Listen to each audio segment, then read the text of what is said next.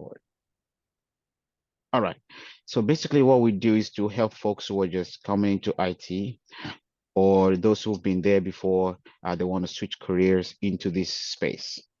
So this is a chance for them to, explore what this field offers. Now, one thing I've realized, like I've told a lot of people, is that it is very difficult for me, particularly, to to get training done. Let me mute this person. Right. It's difficult for me and most of us as well to get trained just by watching videos on YouTube. Because first of all, the videos are way too long. And because of the length of that video, people like me, I get discouraged. Because if I also run into a problem, there's no way I can get answers. I have to pause that video, go look for answers somewhere. And if I don't get answers, I'm stuck and I can continue, right? So that's why we have this platform. Last year, a little bit of background here.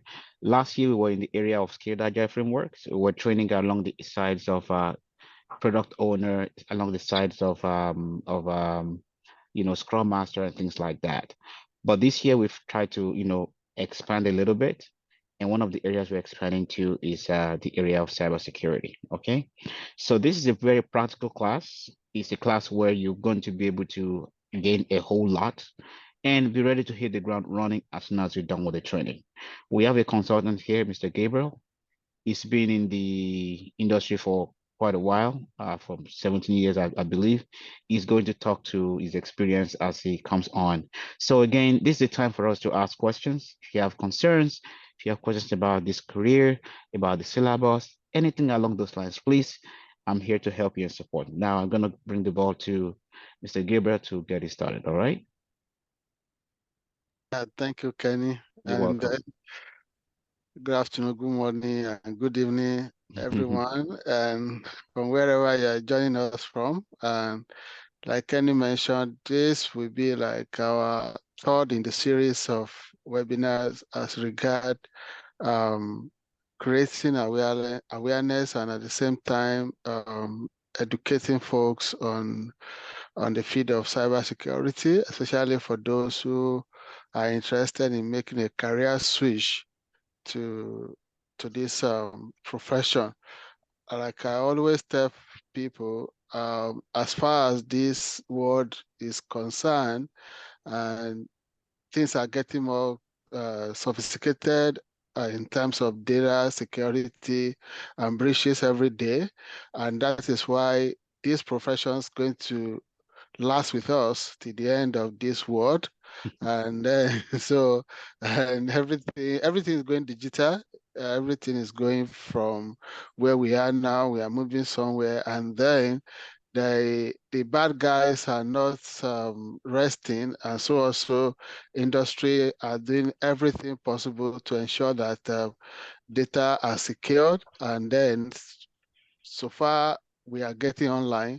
Then there are people also online who are waiting to exploit our weaknesses, vulnerability, taking advantage of all of that.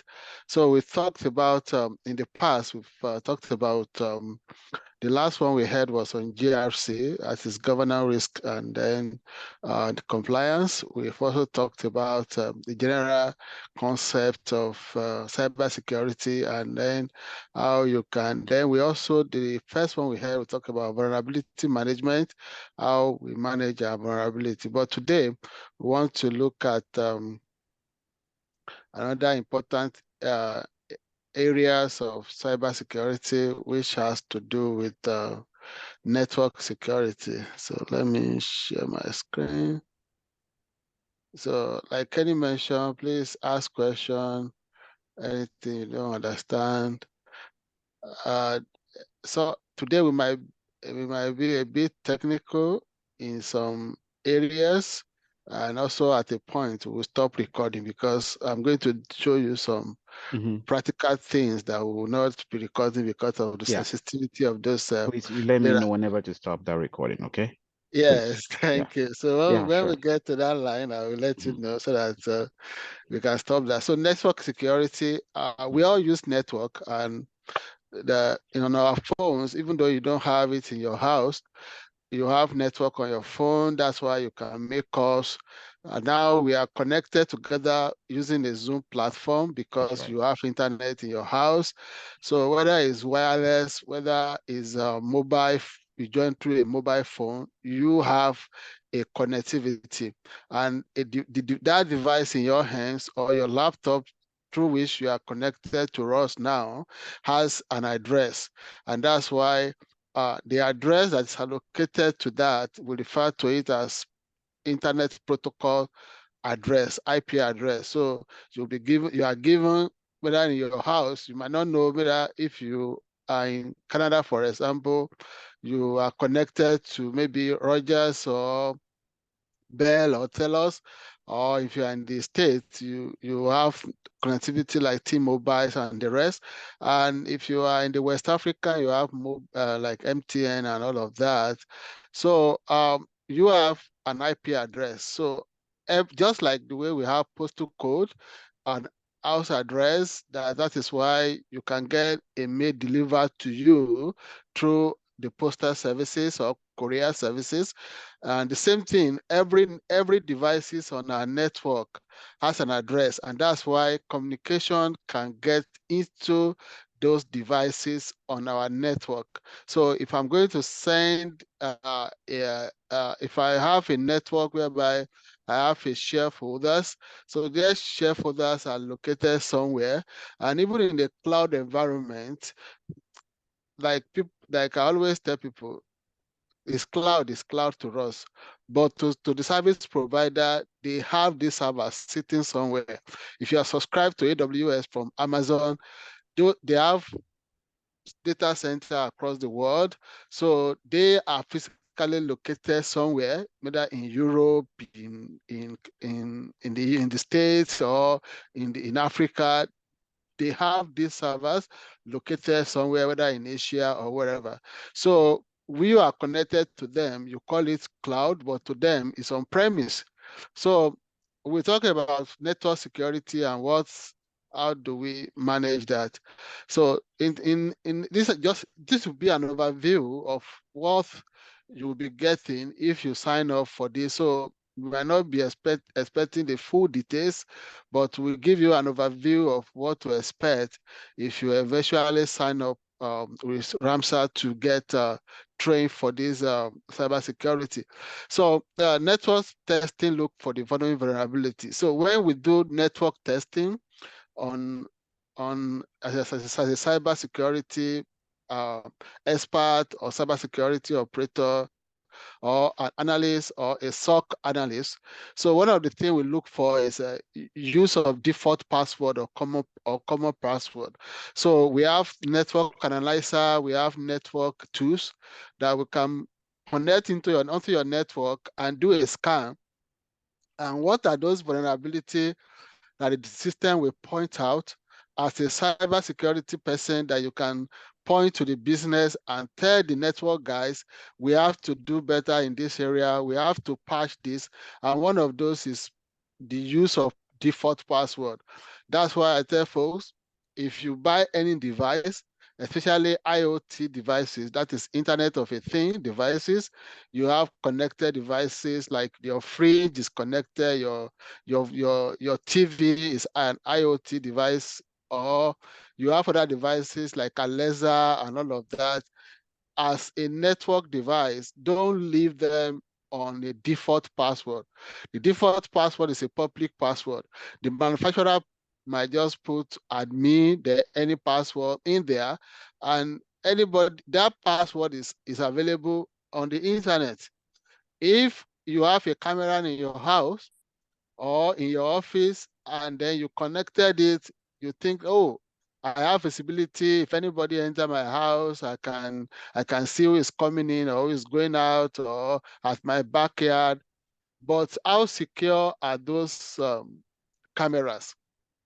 If the cameras, let's say the camera is made from Google and you leave it on default password and username, if I go online and I ask for Google camera password, I will get it. Then all what I need is to get some details in your house, then I can log into your cameras and I can do whatever I like. So those are the things. Another thing that we look for in network testing and vulnerability scanning is missing patches. The devices on our network that may be missing patches. For example, if you run a Fortinet environment, or you have a Palo Alto's environment, those are network devices. And then you have them as your router, as your switches, as your gateway, and you don't patch them.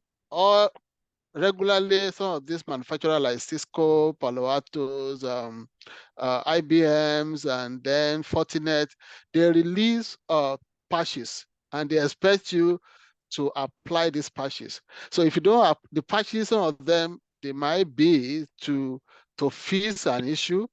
And that's why even on your phone, if you are an Apple user, you have iPhone or iPad, often like every month you will get update from Apple that you need to patch this, you need to, some of those things are maybe interface improvement to fix a problem, or to avoid what we call zero-day attack. A zero-day attack is an attack that when an attacker take advantage of a vulnerability on your system, on your application, before you, the user or the owner, get to know about that vulnerability. That's what we refer to as zero-day attack. So some missing patches we detected during network testing. Then we look at open ports. What are the open ports that can be exploited by hackers or by bad guys? Then those are the things that this network testings and vulnerability scanning will reveal to us. Also, misconfiguration of operating system and then software. So many people, when you buy a phone or you join, for example, so many people, the app we use on our phones, we are leaving them on default. We don't do anything as regard settings. You're on WhatsApp, you don't, for example, many folks don't bother to activate two-factor authentication on their WhatsApp and on WhatsApp app. So those are vulnerabilities on that anybody can explore. And that's why some people will say, okay, we want you to join a meeting, they call you and then send a code to you. Can you send a code to us?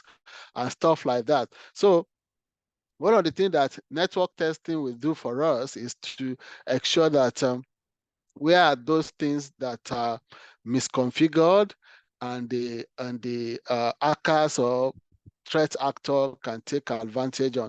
Then we have active IP addresses, including any unexpected devices connected. So they can get in your IP address, and from the IP address, if it's shared and if it's available to someone, it can get into your system, into your network, then and be able to have access. So type of network test, there are various ways by which we can conduct a network testing. One of it is penetration testing. Network penetration testing, or open or pen test, we call it, is simulate attack from malicious sources. This goal is to determine the feasibility of an attack and possible consequences if were to occur. So sometimes you can bring in a pen tester into your environment to conduct a network security testing. So, and you can also do a network scanning. Network scanning with scan into your network. Include software can be ping computer, scan for listening TCP port, display which type of resources are available on your network. Some scanning software can also detect username, groups, and share resources. So network administrator can use this information to strengthen their network. So when we do network scanning through some software and devices, we reveal to us, okay, what are those listening ports, what are those display, or what are those resources that you have that you need to patch or you need to work on. Then vulnerability scanning also, this includes software that can detect potential weakness in the tested system. So you have like Palo Alto, Cisco, Fortinet on your environment, or you use wireless devices like TP-Link, or you use Linksys or Cisco or Google Wireless, you can, it might maybe you don't apply patches. You use camera in your house. You don't bother whether there are new patches, whether there are new updates from the manufacturers. You are using a phone that you don't bother to update, and those are the issues that attacker can take advantage of, and they will attack. They will exploit those vulnerability within your environment. So password cracking also is another uh, testing, network test, which includes software that are used to test and detect weak password. Weak password, that be some organization, they use common names related because they don't want issues. So far it's working. Let's just leave it that way. And that is very wrong in any environment. So far it's working, let's leave it as it is. Sometimes you need to use complex password. As some organization, they keep their password lock somewhere. I remember when I was working in an organization year back, some users in that environment, they will paste their username and password on the wall, so that when they come in the morning, they just look up like this and then they type it. So imagine if somebody is walking into that environment, an outsider is walking into the environment and then pick that up, or you can take a picture of that and go with it. Or it could even be from an internet threat, what we call internet threats in cybersecurity. You have staff who are not happy with the work or in the office, and they can use someone else's login details, and that will be it. So that has happened in so many organizations, right? So you also will do what we call integrity checkers. So when we check the integrity of the system to report any changes in the system, log review also. Does your system keep a log of activities that happen in an environment? If that doesn't work, so the system should be able to keep log. When I went to South Africa some years ago, my friend of mine was telling me what happened in the organization. So what happened? They employed this new guy who to support to be a network administrator, and is supposed to work with someone, but the guy is not happy working with that guy. He said, "How will he be reporting to this kind of this person?" And one day, the whole network, a military network in Johannesburg, went down. The cameras were not working, so many things were not working, and they called this my friend, and he told them that no, it's not possible. He told me that he was in a bar that day, and he told them that it's not possible. So, and he could log in from his phone to view what is happening. And when he checked on his phone, everything was down. He went to the office, discovered that all the routers had been shut down.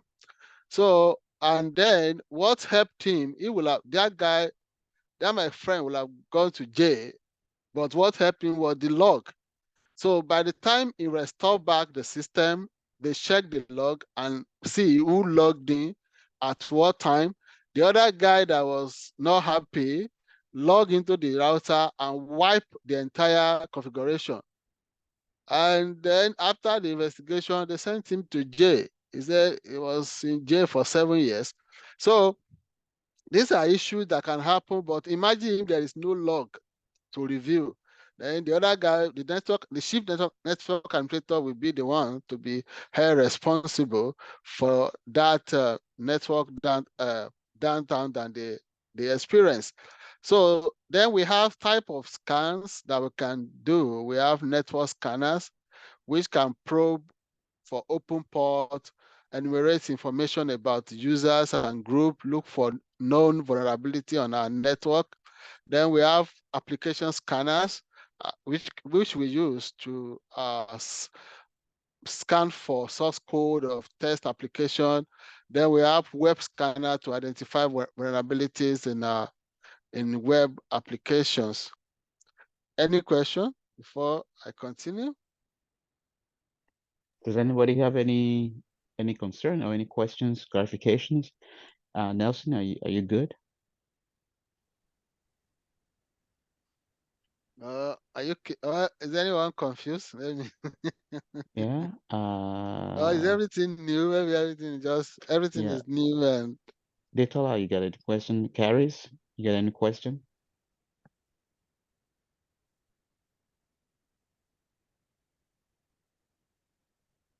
okay. Let me continue. All Maybe by right. the time we Y- get to To the so practical reading. Yeah. yeah.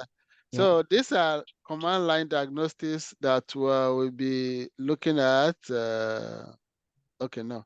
So we these are some of the tools that we can use to test our network to see how. So one of it is IP config, which display TCP IP settings, an IP address, subnet map, default gateway, and all of that. We have ping, which also test network connectivity by sending ICMP request to a host and determine whether a route is available to.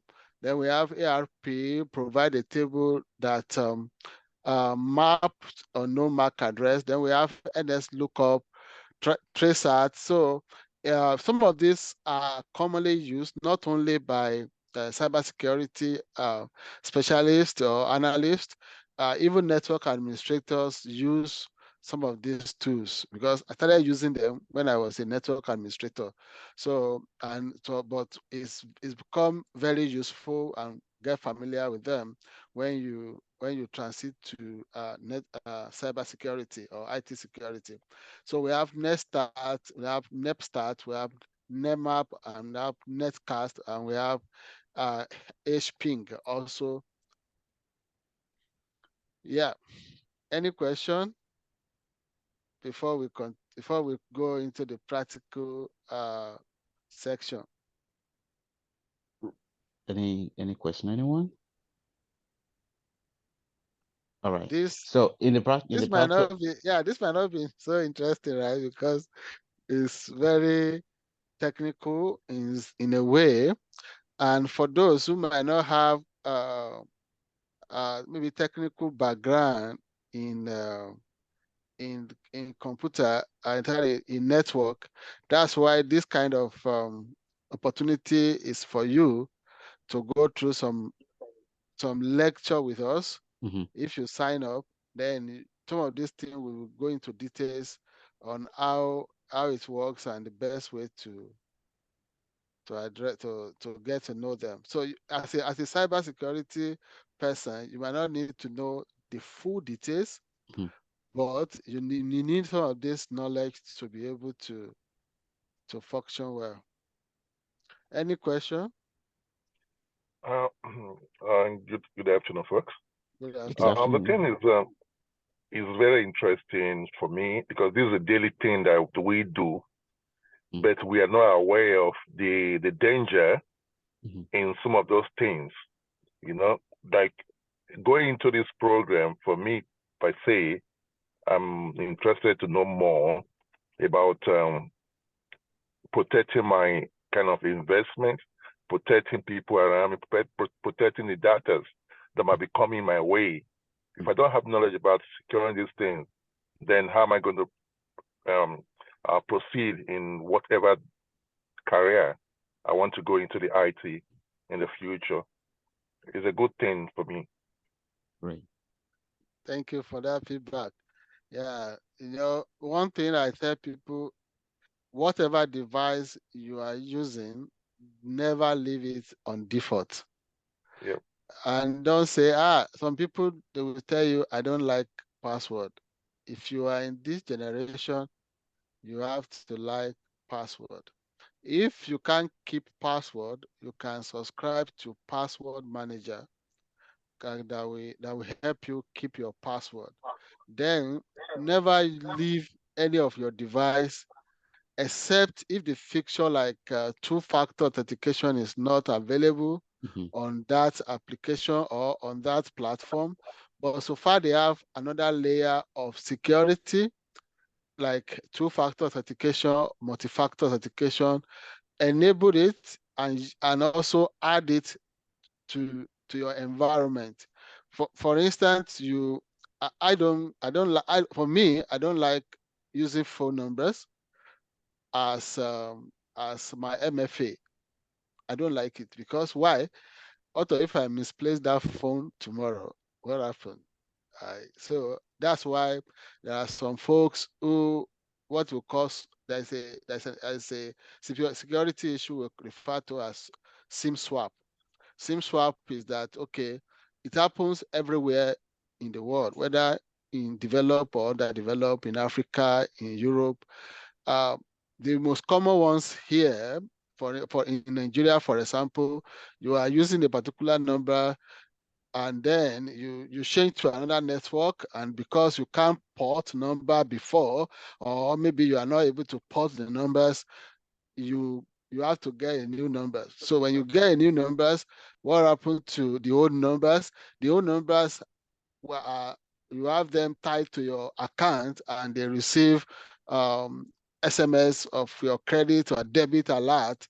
And then if that is also your authentication that you use, whenever you go into your system, they send a code to your phone. Then if somebody lay hold on that, it can it can get into the system even faster before you, because sometimes we forget to go and do updates when we swap number. We don't go to our banks, we don't call them, we don't reach out to them. Or maybe somebody that is in Canada, for instance, you move from one province to another, and because of these challenges of charges related to, because there is something they call provincial coverage. So if you move from Ontario to Quebec, for instance, they will tell you that, okay, if you are calling somebody within Quebec, it's cheaper, but because your number is from Ontario, then they still charge you like someone who is using Ontario's number. So because of those charges, you decided to now buy a Quebec number with Quebec area code. And because of those issues with telecom synchronization, you didn't bother to go to your bank to update all those details.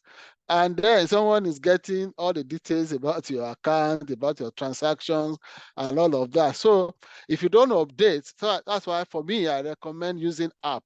Maybe there are a lot of good authenticator like Microsoft Authenticator, Google Authenticator, or Salesforce. Salesforce also has authenticating app that you can use. And even Microsoft have done their own in such a way that if you are using Microsoft Authenticator, apart from your phone passcode, there is also a passcode layer, whether through your facial recognition or fingerprint, before you can open that app itself. So yes, Kenny, you can let's play around some of these tools. All right. So we can stop So recording right now, yes, right? Okay, exactly, good. exactly. That's Because I'm going exciting. to So, expose some. all right. So let's do that. Let's give me a second here. Stop recording.